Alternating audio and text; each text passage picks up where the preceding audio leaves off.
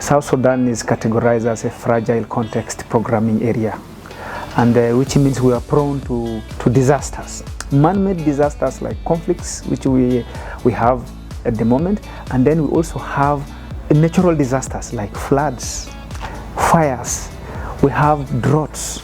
So enabling communities to be able to have those skills is very paramount. There is like you are really enabling them to be self-reliant. The project is general about CDR, community-driven resilience, coming up with solutions that help people who suffer from instances that come as a result of disasters. There is this what we call participatory planning, where you support communities to come up with that. There is what they call disaster risk reduction methods, where they have got, we have methods like contingency planning. They are undertaken through contingency planning. They are undertaken through historical planning, how to do historical analysis. So all these methods that we see them going through are very useful. How to engage communities from a bottom-top approach. The training is very useful for us as a community-based organization. It is really making us learn how to engage with the community we are working with, how we can support them to be like taking their responsibility as community leaders, women leaders, youth leaders, how we can engage them and support them in follow-up.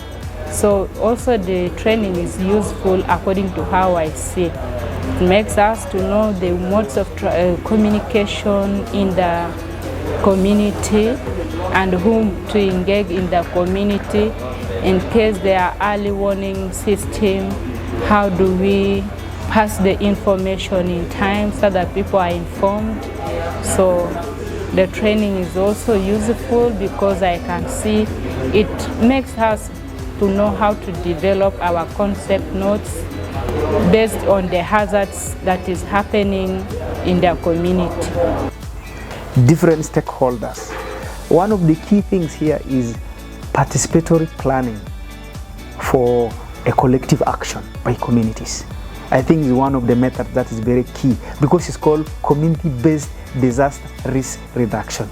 So which means all the initiatives that will be here, whatever will result, it's something to be owned by the community and it belongs to the community. I have learned that communities, if empowered or given the right information, they could be able to manage issues related to disaster, hazards, and the impact of the disaster by itself. Early warning system and community-based disaster risk management are intertwined. It is essentially that communities can become resilient if they have the knowledge and what. And because of the nature of the problems in South Sudan, the capacity within South Sudan is still very low, and even the resources needed to do this. So it is the best idea if local NGOs are empowered to roll out this process to the communities so that communities own their own programs and can be able to intervene in times of disaster.